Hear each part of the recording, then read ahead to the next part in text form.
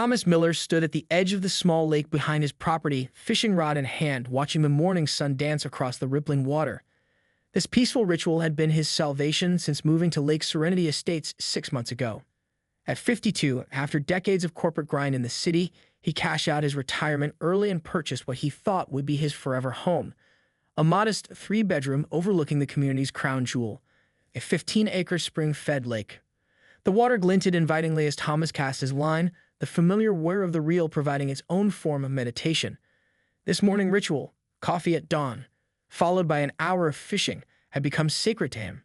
No emails, no meetings, no artificial urgency, just Thomas, the occasional blue heron, and the largemouth bass that had become his worthy adversaries. The sound of tires on gravel broke his concentration. "Excuse me, sir. Excuse me?" Owen's voice called out, sharp and officious. "This is a violation of community guidelines, Section 4, Paragraph 12. Thomas turned to see a pearl-white SUV with Lake Serenity HOA emblazoned on its door. Behind the wheel sat Marjorie Wilkins, the self-appointed enforcer of the Homeowners Association's increasingly labyrinthine rulebook. At 60-something, with perfectly coiffed silver hair and perpetually pursed lips, she wielded her clipboard like a weapon. "Good morning to you too, Marjorie," Thomas replied, deliberately keeping his voice even. "Beautiful day for fishing, isn't it?" Marjorie exited her vehicle, clipboard already in hand. Her sensible beige pantsuit seemed specifically designed for confrontation. "Mr. Miller, recreational fishing is only permitted between the hours of 9 a.m. and 5 p.m. on weekdays and 10 a.m. to 4 p.m. on weekends. It's 7:30 a.m. on a Thursday. This is your 3rd violation this month." Thomas set his jaw. "Marjorie, my property line extends 15 feet into the lake. I'm standing on my own land. The lake itself is common property, Mr. Miller. The HOA covenants clearly state." "I read the covenants before I bought the house," Thomas interrupted, feeling a familiar heat rise in his chest. "Nothing in there prohibits homeowners from fishing on their own property at any hour." Marjorie's smile tightened. "Perhaps you missed the amendments passed last year. The board voted unanimously to restrict fishing hours to preserve the tranquility of the community and protect our fish population." She produced a sheet of paper from her clipboard. "This is your 3rd notice. I'm afraid there will be a fine of $250. Thomas stared at the violation notice, his morning peace shattered. He'd left the city to escape exactly this kind of petty bureaucracy. "This is ridiculous. Who exactly am I disturbing at 7:30 in the morning from my own backyard? Rules are rules, Mr. Miller. We all agreed to them when we moved here." Marjorie's tone was that of a kindergarten teacher explaining why sharing is important. "The board meets next Thursday if you wish to appeal, though I should warn you that no appeals have been successful in the past 3 years." As she drove away, Thomas stood motionless, violation notice in one hand, fishing rod in the other. The tranquility of the morning had evaporated. 3 violations in a month, all for simply enjoying his own property. First, it was about his rod being an unapproved color that disrupted the visual harmony of the lakefront. Then about his tackle box being visible from the community path. Inside his kitchen, Thomas pinned the new violation to his refrigerator alongside the others, a growing collection of bureaucratic absurdity. He poured another cup of coffee and gazed out at the lake, its surface now seeming less inviting and more like contested territory. His phone buzzed with a text from his neighbor, Frank Chen. "Got hit with another fishing violation. Saw the HOA patrol car at your place." Thomas typed back, "3rd one this month. $250 this time." Frank's response came quickly. "Welcome to Lake Serenity, where the only thing deeper than the lake is the HOA's pettiness." Thomas smiled grimly, his gaze drifting to his laptop. A half-formed idea began taking shape, something both radical and oddly satisfying. Opening his browser, he typed into the search bar, "Who actually owns Lake Serenity?" Sometimes he thought the only way to win a rigged game was to change the rules entirely. Thomas spent the next 3 days hunched over his laptop, diving into a rabbit hole of property records, county plat maps, and water rights documentation. What he discovered surprised him. Lake Serenity wasn't actually owned by the Homeowners Association. It was owned by Pinnacle Development Group, the company that had built the subdivision 15 years ago. The developer had retained ownership of the lake itself while selling the surrounding parcels, a common practice that Thomas, in his eagerness to escape city life, had overlooked during his purchase. More interestingly, Pinnacle had gone through a restructuring 5 years ago and was now a subsidiary of a larger corporation focused primarily on commercial real estate. "They probably don't even remember they own this lake," Thomas muttered to himself, scribbling notes as he scrolled through public records. A lake in a finished residential development would be a rounding error on their balance sheet, an overlooked asset with minimal carrying costs. On Sunday afternoon, Thomas invited Frank Chen over for beers on his deck overlooking the water. Frank, a retired civil engineer with a perpetual tan and a deep disdain for bureaucracy, had become Thomas's closest ally in the neighborhood. "So you're telling me Marjorie and her clipboard brigade don't actually own the lake they're so busy regulating?" Frank laughed, nearly spilling his beer. "That's rich." Thomas nodded, pointing to the stack of printed documents on the patio table.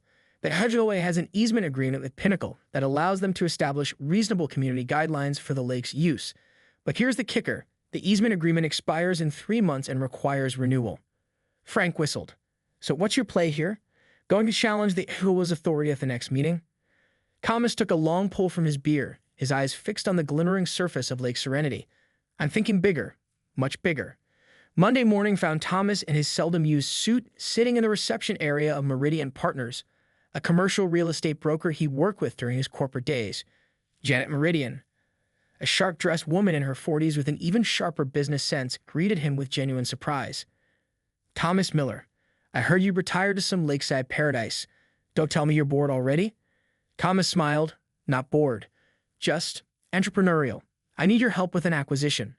30 minutes later, Janet leaned back in her chair, eyebrows raised. "Let me get this straight. You want to make an offer on a 15-acre lake that's surrounded by a development where you already own a home, because the HOA won't let you fish when you want to." "That's right," Thomas nodded, completely serious. "This is either the pettiest or the most brilliant revenge scheme I've ever heard," Janet laughed. "But I'm intrigued. Pinnacle has been offloading non-core assets since their merger. They might be receptive. Can you find out who handles their portfolio dispositions?" Janet tapped her pen against her desk. "I can make some calls. But Thomas, even if they're willing to sell, this won't be cheap. We're talking about waterfront property." Thomas slid a folder across her desk. "I've done some preliminary valuation work. The lake itself generates no income for Pinnacle. It's actually a liability. They pay insurance and minimal maintenance costs. Meanwhile, the HOA handles all the day-to-day upkeep through member dues. I think a reasonable offer would be..." As Thomas named his figure, Janet's eyebrows climbed even higher. "That's actually not unreasonable. Let me make those calls." 2 weeks later, Thomas received an email from Janet with a subject line. "They're interested." Pinnacle's asset management team had expressed willingness to discuss the sale of parcel W15 water feature at Lake Serenity Estates. A meeting was set for the following week. The night before his meeting with Pinnacle, Thomas found himself unable to sleep. The audacity of what he was attempting finally hit him. Was he really going to spend a significant portion of his retirement savings just to spite an overzealous HOA? He stared at the ceiling, contemplating the sensible option of simply paying the fines and adjusting his fishing schedule. Then his phone pinged with a notification from the Lake Serenity HOA app. Reminder: all exterior holiday decorations must be approved by the Aesthetic Committee 45 days in advance. Unapproved decorations will result in immediate fines of $100 per day. It was May. Thomas set his jaw and opened his meeting notes one more time. Sometimes, he decided, the principle of the thing was worth every penny. The Pinnacle Development Group's conference room was all glass and chrome, with floor-to-ceiling windows overlooking the downtown skyline. Thomas sat across from 3 executives who looked barely old enough to rent a car, all with identical haircuts and expressions of mild disinterest. "Mr. Miller," began the one who had introduced himself as Blake, "we've reviewed your proposal regarding parcel W15 at Lake Serenity Estates. While we appreciate your interest, we're curious why a private homeowner would want to acquire a community water feature." Thomas had prepared for this question. "Investment diversification," he answered smoothly. "Waterfront property in that county has appreciated consistently for the past decade. With the proper enhancements and management, the lake could generate significant recreational revenue." This wasn't entirely untrue. Thomas had researched comparable properties and found several instances of privately owned lakes that generated income through fishing permits and boat rentals. It just wasn't his primary motivation. The executives exchanged glances. Janet Meridian, sitting beside Thomas, jumped in with supporting market data she prepared. 20 minutes later, after a detailed presentation on projected ROI and maintenance costs, the mood in the room had shifted. "Your offer is below our standard valuation metrics," said Blake, "but the parcel has been a non-performing asset since completion of the development. We'd be willing to consider it with some conditions." Thomas leaned forward. "I'm listening." "We need assurance that the current homeowners maintain access rights. Our company still has 3 unsold lots in the development, and lakefront access is a key selling point." Thomas nodded thoughtfully. "That's reasonable. I'm happy to draft an access agreement that preserves homeowner privileges while transferring ownership and management rights." What Thomas didn't mention was that preserving privileges and determining regulations were two very different things. By the time the meeting concluded, they had the framework of a deal. Pinnacle would sell Lake Serenity to Thomas for 12% above his initial offer, still a bargain considering waterfront property values, but a significant chunk of his retirement savings. The lake would come with all riparian rights, mineral rights, and management authority, subject to existing easements and a new access agreement for residents. "Congratulations," Janet said as they rode the elevator down. "You're about to become the proud owner of 15 acres of water and whatever lies in it. I still think you're crazy, but I admire the commitment."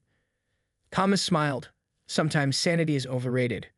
The next 4 weeks passed in a blur of paperwork, inspections, and legal reviews. Thomas hired an environmental consultant to assess water quality and a property attorney to review the complex web of easements and agreements. The lake, it turned out, was in excellent condition, spring-fed, self-sustaining, and with a healthy fish population that had actually been underfished due to the HOA's restrictive policies. Throughout the process, Thomas maintained absolute secrecy. He didn't even tell Frank about the pending deal, partly out of superstition that discussing it might somehow jinx the transaction. The only person he confided in was his daughter, Sophia, who lived 3 states away. "Dad, are you having a midlife crisis?" she asked during their weekly video call. "Most men just buy a sports car or take up rock climbing. I'm past midlife unless I plan to live to 104, Thomas replied. "Consider this an end-of-life rebellion against an HOA. The people who complain about the color of your mailbox." Thomas leaned closer to his webcam. "You don't understand, Soph. These people have created a dystopian suburban nightmare where you can get fined for fishing in your own backyard at sunrise. Someone needs to take a stand." Sophia's expression softened. "You know, when Mom died, I worried about you moving so far away. But now I see you found something to be passionate about, even if it's slightly deranged. Just promise me you won't bankrupt yourself over a grudge." "It's not just a grudge," Thomas insisted. "It's about principle." The day Thomas received the final signed contracts from Pinnacle coincided with the monthly Lake Serenity HOA meeting. He hadn't planned it that way, but the timing seemed almost poetic. As Thomas affixed his signature to the final document and Janet's assistant scanned it to send to the closing attorney, he received yet another notification from the HOA app. Violation notice. Unapproved water equipment, fishing rod, visible from community path. Fine $75. Second offense. Fishing during restricted hours, 6:45 a.m. Fine $250. Thomas stared at his phone, a slow smile spreading across his face. He forwarded the closing documents to his email, then carefully took a screenshot of the violation notice. "Something amusing?" Janet asked. "Just enjoying the irony," Thomas replied. "In exactly 72 hours, according to the attorney, the title transfer will be officially recorded with the county." "And then what? You throw a massive fishing party at 6 a.m.? Thomas shook his head, his expression turning serious. Then phase 2 begins. That evening, as the monthly HOA meeting commenced in the Lake Serenity clubhouse, Thomas sat in his living room drafting a document of his own. He titled it simply, Lake Serenity, New Management Policies. 3 days after closing on the purchase, Thomas walked into the Lake Serenity Estates Management Office, a modest building next to the community pool. The receptionist, a college-age woman named Amber, who had always been friendly to Thomas, looked up from her computer. "Good morning, Mr. Miller. How can I help you today?" "If you're here about the fishing violations, Mrs. Wilkins isn't in until this afternoon." "Actually," Thomas replied, sliding a business card across the counter, "I'm here in an official capacity. Could you make sure this gets to all board members, please?" Amber looked at the card, confusion spreading across her face. The card read, "Thomas Miller, owner and operator, Lake Serenity." "I don't understand," she said, looking back up at Thomas. "I've recently acquired ownership of the lake itself from Pinnacle Development Group," Thomas explained. "This notice," he continued, placing a sealed envelope beside the card, "outlines the changes to the lake usage policies that will take effect next week. I'd appreciate it if you could distribute it to all homeowners via the community email list." Amber's eyes widened. "Sir, I can't just send something out without Mrs. Wilkins' approval." "Of course," Thomas nodded, "but this isn't a request. It's a courtesy notification from the new property owner. The changes will take effect regardless of whether the HOA chooses to inform residents." He slid another document across the counter, a copy of the deed transfer with the county recorder's stamp clearly visible. "I'd also scheduled a community information session next Saturday at 10 a.m. by the lakefront to answer any questions. It would be helpful if you could include that in the notification." As Thomas turned to leave, Amber called after him, "Mr. Miller, Mrs. Wilkins is going to lose her mind." Thomas paused at the door. "I imagine she will," he replied with a smile. Have a wonderful day, Amber. By late afternoon, Thomas's phone was buzzing nonstop with text messages and calls from neighbors. The HOA board, it seemed, had called an emergency meeting. Frank was the first to show up at Thomas's door, clutching a printout of the email that had finally been circulated. "You magnificent bastard," Frank exclaimed, slapping Thomas on the shoulder as he entered. "You actually did it. You bought the entire lake." Thomas grinned, leading Frank to his back deck where he had 2 beers waiting. "Took every penny of my disposable retirement funds, but yes, Lake Serenity is now Miller property." Frank unfolded the notification, reading aloud. "Dear Lake Serenity residents, please be advised that ownership of the lake has transferred from Pinnacle Development Group to private ownership, effective immediately. New usage policies are enclosed. Then there's this absolute masterpiece of governance. The new rules, drafted by Thomas with meticulous attention to detail, included fishing hours extended to 24/7 for property owners whose land directly borders the lake. No fishing permitted at any time for members of the HOA board. Lake access restricted to homeowners who have received no HOA violations in the preceding 30 days. A $250 environmental impact fee charged to the HOA for each violation notice issued to lakefront property owners. Mandatory lake appreciation silence between 8 a.m. and 9 a.m. daily, during which no HOA representatives may approach the lake or address lake users." Frank was laughing so hard he had to set his beer down. "Number 4 is my favorite. You're charging them the exact amount they fine you. And this lake appreciation silence. That's when you fish every morning, isn't it?" Thomas shrugged innocently. "I find that hour particularly peaceful for contemplating nature." "Marjorie is having an absolute conniption," Frank reported gleefully. "She's been on the phone all afternoon with the HOA's attorney. Word is they're claiming you can't restrict their access because of some easement agreement." "An agreement that expired last month," Thomas nodded. "My attorney confirmed that when Pinnacle sold me the lake, they transferred all rights and management authority. The HOA had the right of first refusal on the purchase, but Pinnacle never informed them it was for sale. Why would they? The HOA has been a thorn in their side for years, too." Thomas's phone rang again, a number he didn't recognize. He let it go to voicemail. "The best part," Thomas continued, "is that I've agreed to maintain reasonable residential access to the lake, which is exactly what the HOA's easement specified. I'm just redefining what reasonable means." The doorbell rang.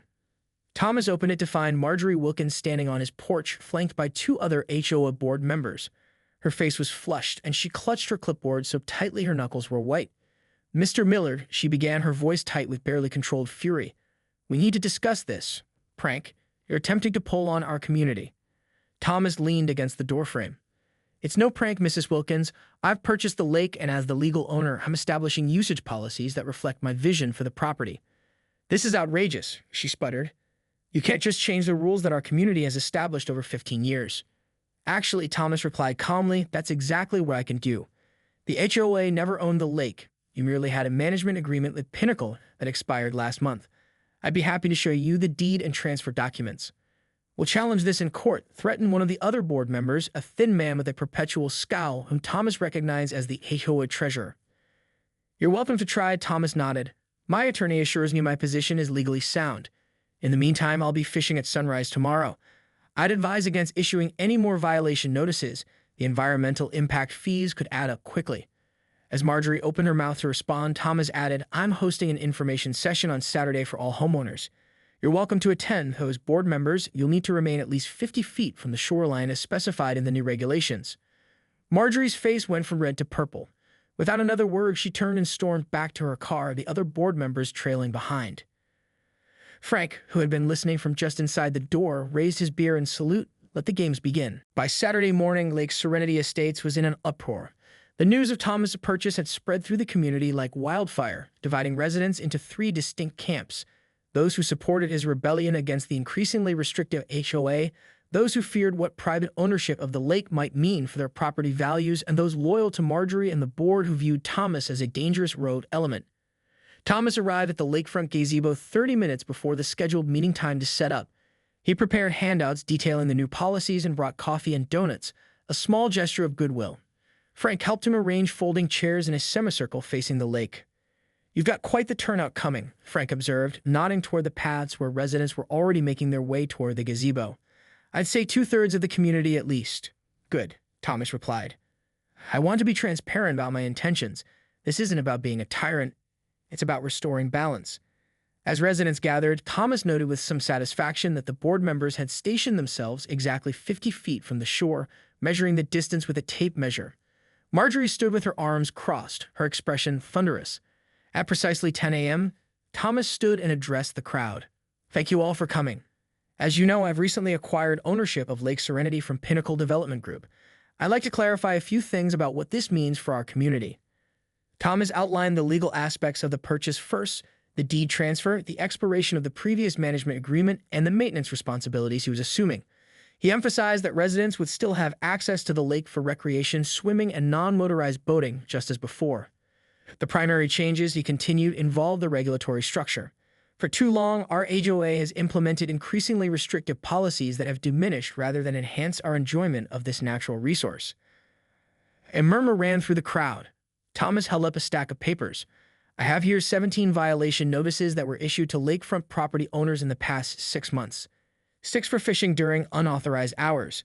5 for unapproved watercraft storage, meaning kayaks visible from the community path. 3 for excessive water splashing during recreational activities, also known as children playing. And my personal favorite, 1 for unauthorized waterfowl feeding issued to Mrs. Abernethy, who is 87 years old and has been feeding the ducks here since before most of us moved in." Eleanor Abernethy, a tiny woman with snow-white hair, raised her fist in solidarity from her seat in the front row. Several residents laughed. "My new policies," Thomas continued, "are designed to restore common sense and joy to our lake experience, while maintaining the environmental integrity and tranquility we all value." He proceeded to explain each new rule, emphasizing that most restrictions had been eliminated for general residents.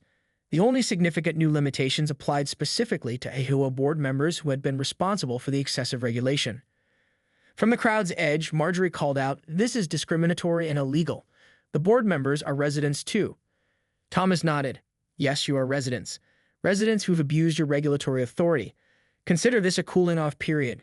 In 6 months, I'll review the board restrictions if there's evidence of a more reasonable approach to community governance."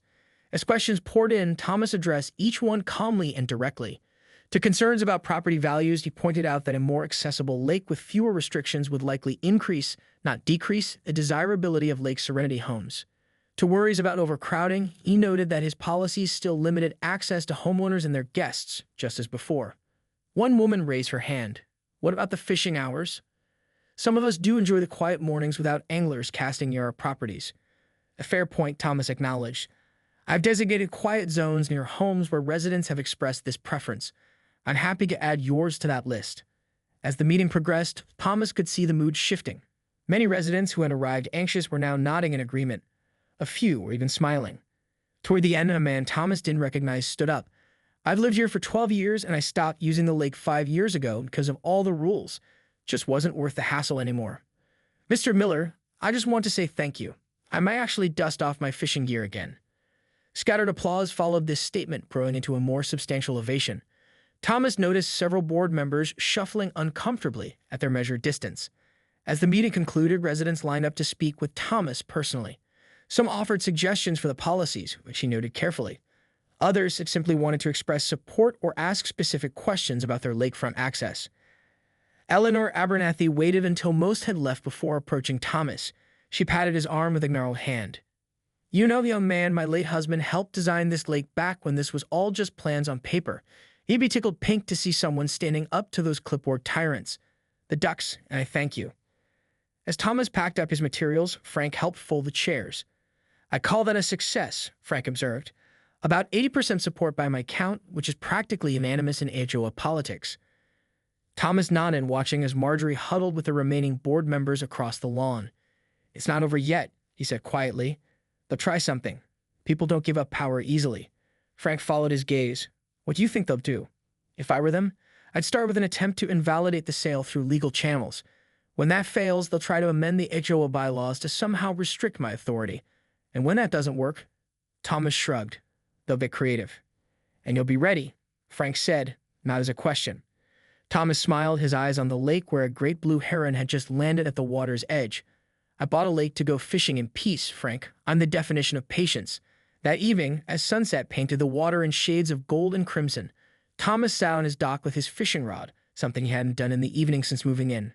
The peace was interrupted by the distinctive sound of Marjorie's SUV pulling up behind his house. Instead of approaching, she remained in her vehicle, watching him through binoculars from the access road. Thomas pretended not to notice, casting his line with deliberate enjoyment. After 20 minutes, she drove away. Thomas reeled in his line, not having caught anything but feeling more satisfied than if he'd landed a record bass. The real catch, he reflected, had already been landed. Now it was just a matter of reeling it in.